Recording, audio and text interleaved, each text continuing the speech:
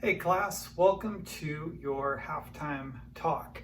We're going to transition from the informative speech to the storytelling speech, and I want you to make an individual development plan. That's an IDP. So really, how I think about this goes back to when I was coaching. We do the first half of a soccer game, great things would happen, things we need to work on would happen, and then we would come together as a group. And during that time, I'd take out my legal pad where I've made some notes, and I would share with the team some of the strengths that I saw. So I'm going to do that with all of you. Certainly, I'm going to give you a lot of individual feedback in the grading section, but I would also take time for the players all huddled up together to share their feedback, their thoughts, their observations with each other. And the hope was that we could help to inspire each other. So that's really my hope for you today as we transition from the informative speech to the storytelling speech. I want you to recognize and remember your strengths, give other people feedback, and then you yourself take in feedback from people so you can see what you're working on doing well with and what you need to improve on. So let's get rolling with all of this. Okay, so we're going to start with this question. And this is my question that I think about when I'm thinking, how can I best help you? How can I best help you to succeed? So my question is, what is going to help students learn and succeed? And I always think about this. What's going to help you learn and succeed? And so I have 5 ideas here that should help you to learn and succeed. Number 1 is recognition of your tags. And you might be thinking, what are tags? Well, when it comes to clothes, you don't want your tags to show. But when it comes to public speaking, you want your tags to show. And your tags are your talents, abilities, gifts, and skills. You want to let people see those. And so one thing that I think will help you to learn and to succeed is just for you to think about what your tags are, for you to hear from other people what they are. Okay, so we're going to focus on that. Next, we're going to focus on clear expectations. So I just laid out there with the directions, what I'm hoping that you will do and why. And I think that as you go through and you watch the different student speeches, you'll see great examples. You're going to see examples that make you think, wow, that is fantastic. Now, you'll also see examples of student work where you think, oh, that didn't quite match up over here with this amazing speech over here. And so you got to think about, why is it? Why is it that one speech you're like, yeah, it's kind of this good, and this other one's like, wow, that's amazing. I want you to think about why that is and really analyze it. I think it's going to help you as you move on. Okay, so the next thing is a sense of purpose. Now, I truly believe that all of you are talented, all of you are gifted, you all have abilities and skills, and you all have an opportunity to teach and lead in some way. Now, here's the deal. You're going to have the opportunity to move into leadership, but leadership takes the confidence to stand in front of a group and to present. And so I want you to know that my hope or my thought for you, and this is the purpose, is that you're going to have the confidence and the ability to stand in front of a group and present, to teach them, to lead them. Okay? So moving on, what is going to help students learn and succeed? Having a supportive group. I'm going to do everything I can to create online opportunities for all of you to support each other. Part of that comes through discussions. It is different than in a face-to-face class, but in some ways it's the same because you give people feedback, you recognize their strengths. Who knows, maybe give them some tips or some encouragement to help them continue on to work through their fears. even though we're in different locations when we're in an online class, it doesn't mean that we have to be separate, okay? We can actually work and help each other. Okay, so the next thing, growth mindset. You might be thinking, what is a growth mindset? Well, I have a nice little book here on the growth mindset. This is the original book on it. And really all a growth mindset is, it's the willingness to take feedback and grow and learn and improve from it. So sometimes when people get feedback, they're very defensive and they don't really take it in. They care more about the grade than the learning part. So really my hope for you is that you take in whatever feedback you get from myself or others, and you really apply that to the rest of the speeches. So if it's something with technology, for instance, some people had little tiny cell phone sized images on their presentation that take up about 1/3 of the screen. Okay, so if you get some feedback that says use the full screen, guess what? If you have a growth mindset, you'll be thinking, thanks for letting me know that I need to improve that. When I'm doing a professional presentation, I know that I'm going to do a better job there. So I really appreciate that feedback. So that is one of the keys to you being able to grow and learn and succeed, having a growth mindset. So quick review: recognition of tags, clear expectations, sense of purpose, supportive group, and growth mindset. Those 5 things will help you to learn and succeed. So what is it that you can do to apply these? Okay, so basically you just need to change the question to what is going to help me learn and succeed. Okay, so what's going to help me, the student, learn and succeed? Well, you need to recognize your tags. You need to recognize your talents, abilities, gifts, and skills. So I'm going to give you a discussion question where you need to think about and write about what some of your strengths are. Okay, so just to recap here, you need to rephrase the question to what is going to help me, the student, to learn and succeed? What is it that I can do? I, the student, meaning you, could recognize my tags, my talents, abilities, gifts, and skills. I, the student, meaning you, could recognize what the expectations are. And this actually takes work. There's more to it than just reading directions. Look at the presentations from students that made you just go, wow, that's amazing. Okay, so that's a good high expectation. And you might look at other presentations where you think, that's pretty good. That's not bad.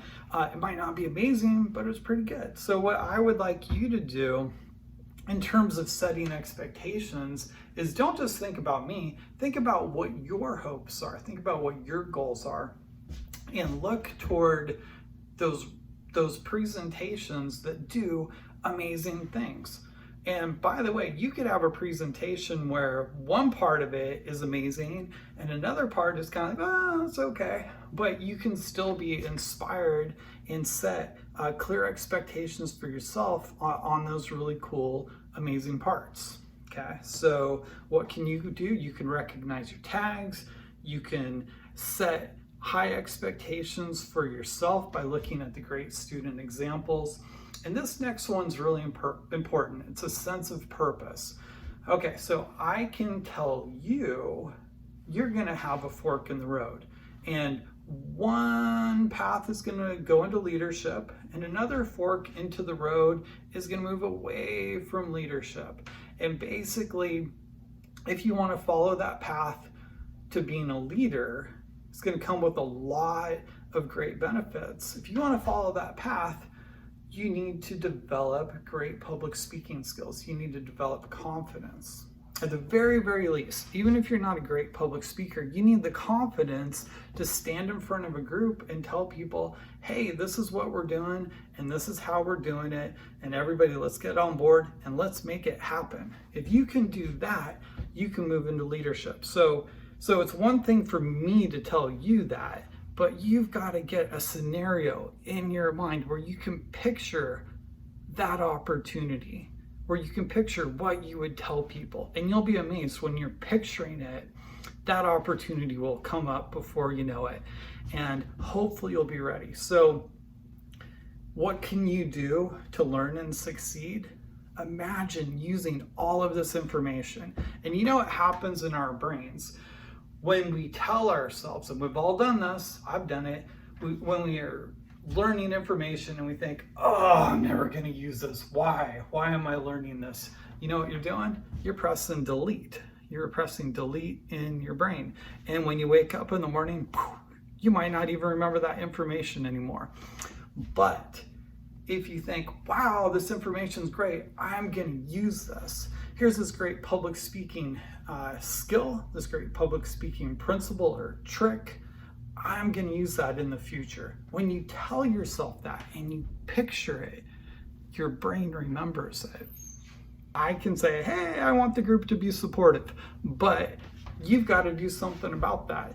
Be the person that reaches out and contributes to the supportive climate of the class by telling people, hey, I recognize your tag, I recognize your skill, I recognize what you did that was great. And you know what? That is so cool. I've had so many students over the years, just when other students tell them that, hey, you inspired me. You made me laugh, you made me cry, you made me feel something, you talked about something I cared about. When you share that with people, it matters to them. So be a student that shares that kind of information and connect with people. Okay, last thing. It's easy for me to say about the growth mindset, be open to criticism. Nobody likes criticism. I don't really like criticism, but here's the deal. If you know that the person has your best interest at heart, I think it feels different, okay? So know this, I want you to learn, I want you to succeed, I want you to be the best presenter you can be, and I want you to do well in this class.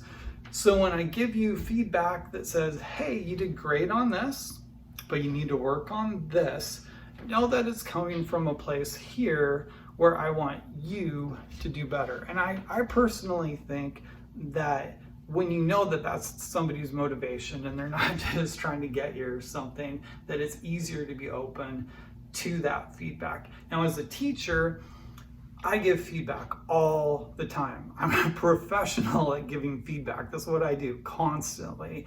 And I honestly notice that some people take it in, they gobble it up, and they do something with it. Other people, I feel like it bounces right off them. I pass it to them like a basketball, poof, hits their chest, and it's gone. And in the next speech, I think, they didn't listen. What happened? I told them, you can improve in that area. You can be a better presenter if you improve in that area. And it just ricochets and is gone.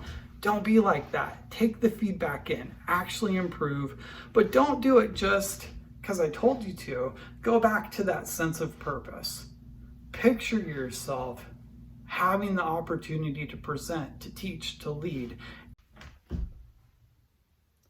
Patterns. Every quarter that I teach public speaking, I see patterns. Patterns of students doing things well, patterns of students doing things not so well.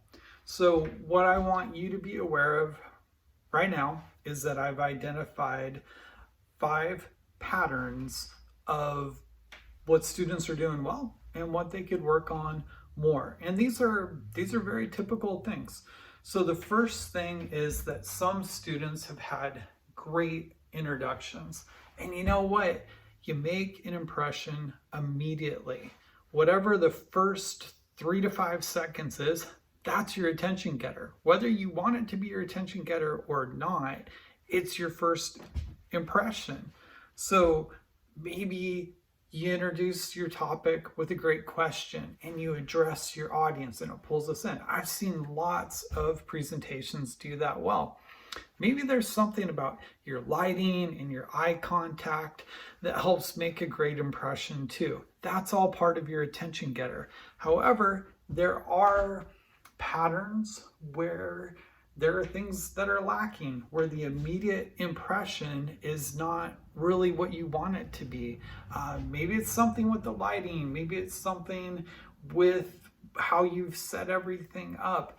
Maybe it's the lack of eye contact. Maybe it's the lack of passion. Okay, so I want you to be aware of the different patterns for great introductions. We're talking about use of visuals.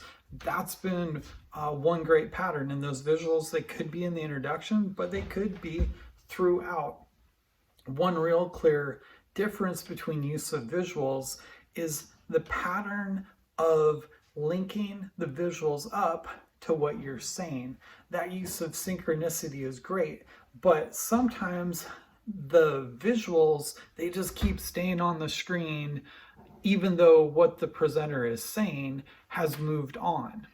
Okay, so another problem with some use of visuals is they're just plain too small. Okay, for these online presentations, it's important that the visuals are nice and big and they're full screen or full bleed images. They take up the whole screen. Okay, next, purpose and message. And notice I didn't just put purpose, I put purpose and message. The pattern I want to see is that your purpose is clearly stated at the beginning, that it answers the why, that you clearly care about it. It answers the what's in it for me, for the audience. But throughout your whole presentation, you're focused on that clear purpose and message. Now, where some students are lacking is that sense of purpose doesn't necessarily carry out with as much passion throughout the presentation. Okay. Synchronicity. Synchronicity is when what you're saying is linked up with what you're showing on the screen, and the timing is really good. Okay, and the last thing is use of technology. Technology can be our best friend. Technology can be our worst enemy, and it works both ways. Clearly, some presenters are doing amazing things with technology. Other people could do more. Some of the things, well, the biggest thing that I've seen is when people have the TED Talk clips in and the transitions are great and the TED Talk clips are full screen, and you can tell you've done a nice job with the movie editing software. And then some other people, you've got more to learn in there, okay? And again, keep that growth mindset. I really, really want you to keep the growth mindset, but I want you to really see the difference in the ways that people use technology. So my hope is that you will find some moments where you say, wow, that person used technology in an amazing way, and it really helped get their message across. It really helped keep my attention. It really helped me to be engaged. And then you can see the opposite, where somebody uses technology in a way where you think maybe they're not as serious about the presentation as they could be, or maybe the technology gets used in a distracting way. Okay, so we want to be able to be aware of how all of these things, not just technology, are used in ways that help or in ways where they could help more. So quick review, great introductions, use of visuals, purpose and message, synchronicity, and use of technology. Those are the things that I want you to focus on when you're going through and you're watching the student presentations and you're looking for those super cool wow moments to give people feedback on. I want you to find the coolest, jaw-dropping wow moments from the student speeches on these particular categories. And if you think there's a different category, by all means, throw it out there. We'll see what you come up with. I'm looking forward to it.